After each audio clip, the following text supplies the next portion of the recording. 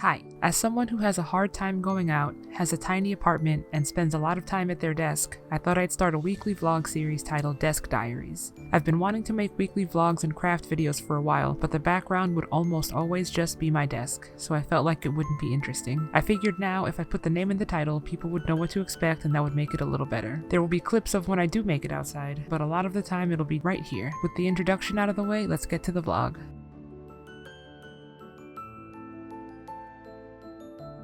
Hi. The audio might be different because this is my phone microphone, but I'm going to share some of my WIPS right now. This is not all of them, but it's most of them. The most easily accessible one is this one, which is the very beginnings of my second hexagon cardigan. It's in this McDonald's Halloween bucket. This is probably my favorite color combination, and I'm really excited to finish this, but it still has a long way to go. I might work on this one like last in the list of all the other ones I have right now because this is the furthest from done than all my other WIPs right now.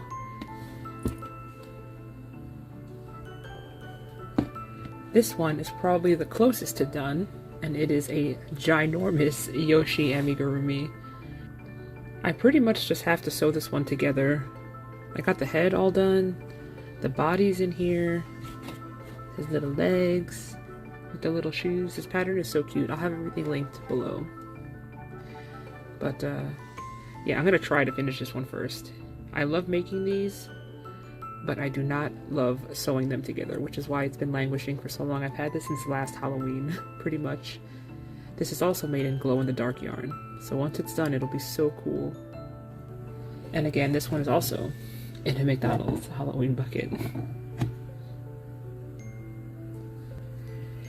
This is a shawl slash like capelet. Again, I'll link the pattern below, but this is pretty much done also. I probably have like one row left to finish, but it's been languishing a little bit because I lost my steamer somehow, and I really want to steam it to block it because I feel like it'll grow a whole bunch once I get everything pinned out.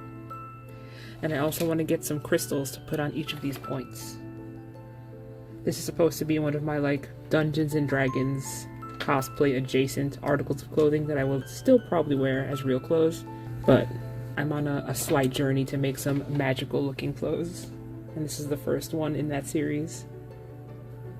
So the crocheting on this will be done very soon, but the blocking and the crystals might take a while.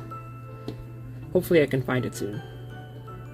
Both the steamer and some relevant crystals to put on the bottom. This project doesn't look like anything yet because it's just a bunch of granny squares, but this is made with the Red Heart all-in-one granny square yarn, so it's like the colors are equally spaced to make each, not equally spaced, but spaced enough to make each row of the granny square, so you only get two ends to weave in, which I've been weaving in as I go. So this will also be a cardigan. I'm not sure if I want to make it cropped or not, so I'm not sure how many of these I'm going to need, but this is my next work in progress. I love this yarn. It feels really nice even before it's washed. The squares are really pretty. I'm excited to have this as a cardigan. I'm also thinking of making pockets for this with this my bloodless square. But now that I see this together, I don't think it will go together.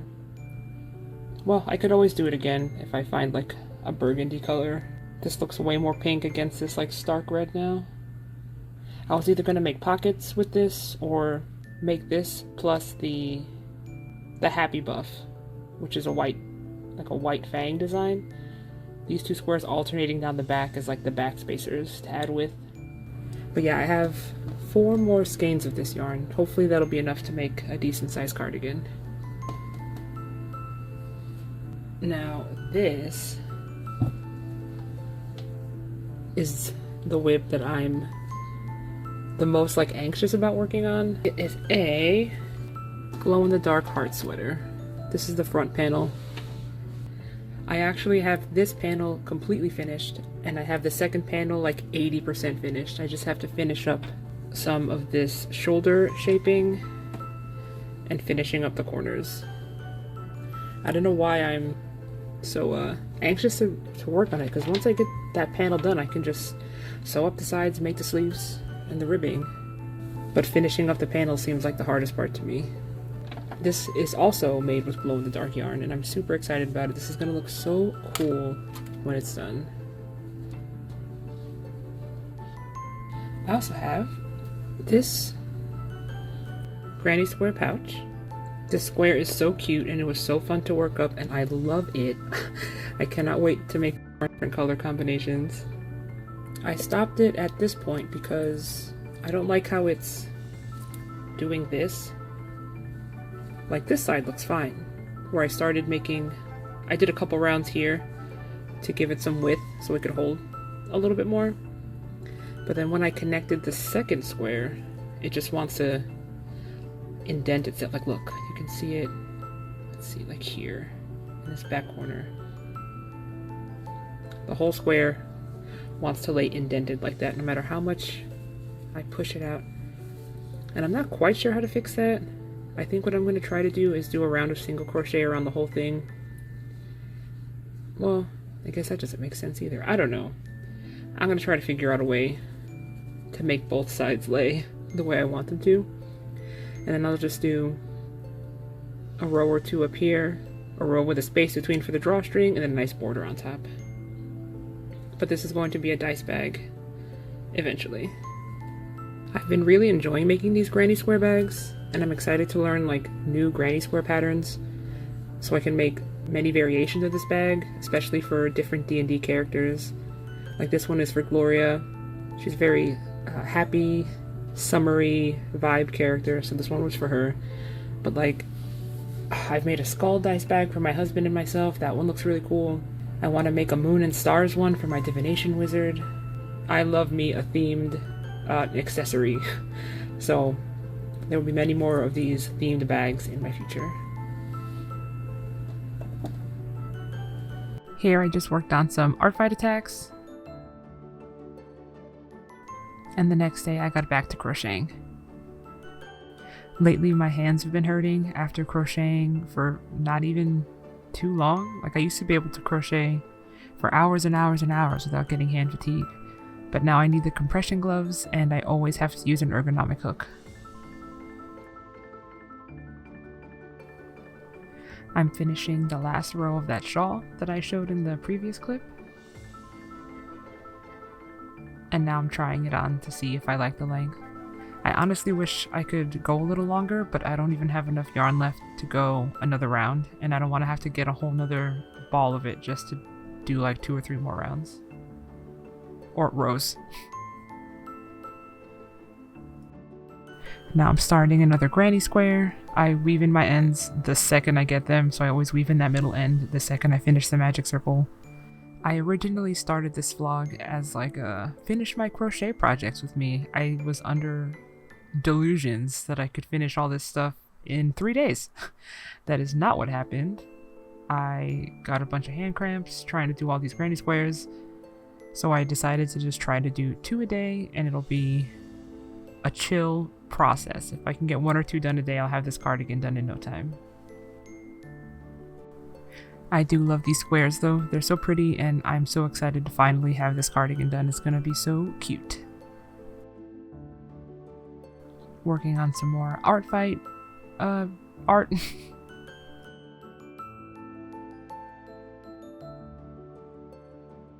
On this day, one of our local game stores was holding Dungeons and Dragons Epic, and I live for those. So this is my husband buying some mystery dice bags. He cannot help himself when these are around, but it's really fun to see what he gets and to see what tokens there are. Y'all know me and my themed accessories, so whenever I see a particularly cool set of dice, I already start thinking about what kind of character I could make for them.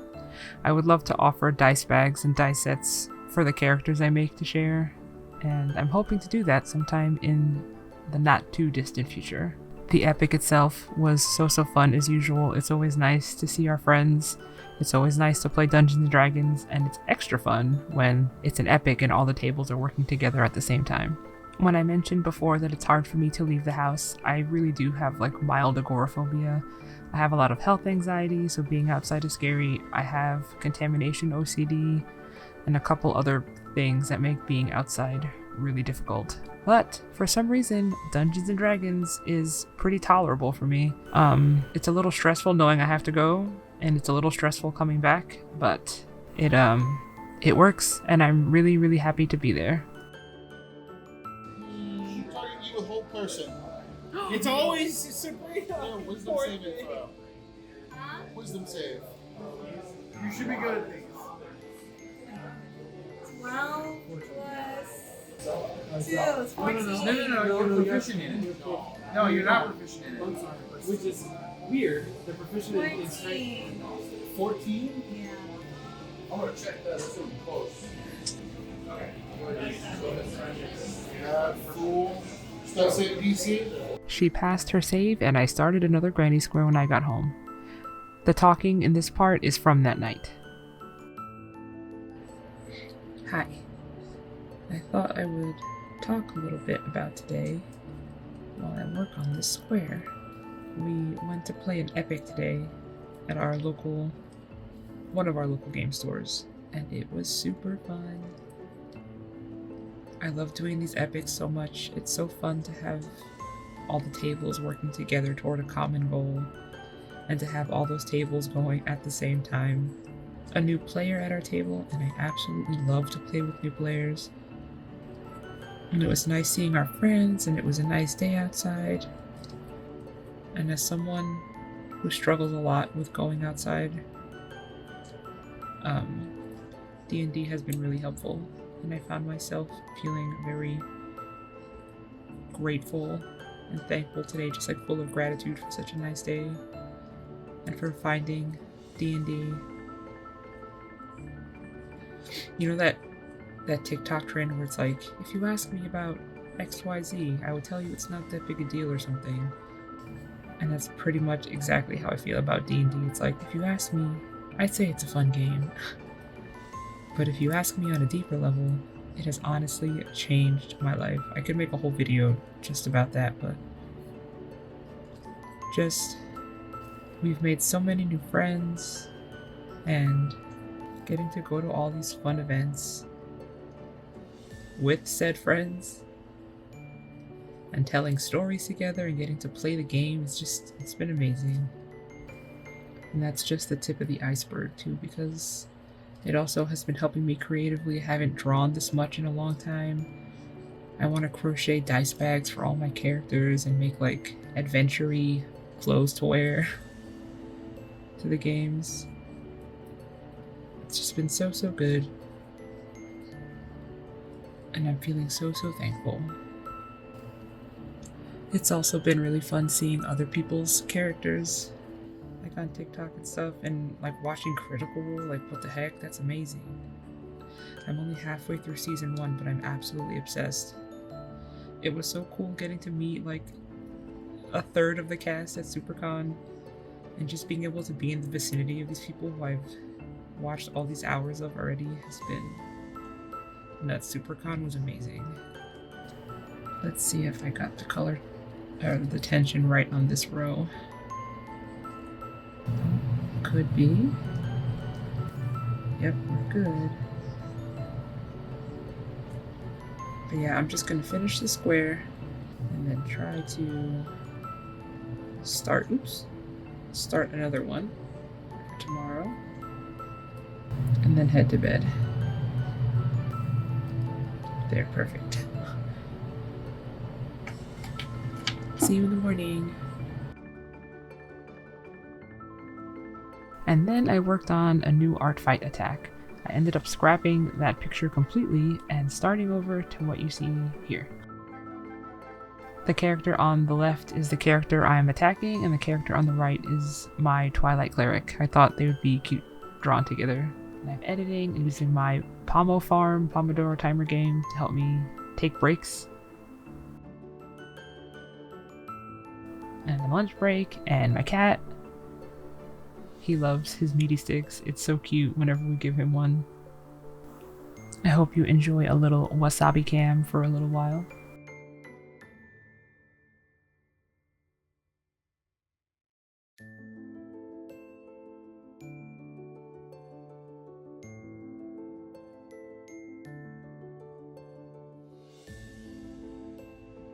After lunch, I took a break to pack up some of these dice sets.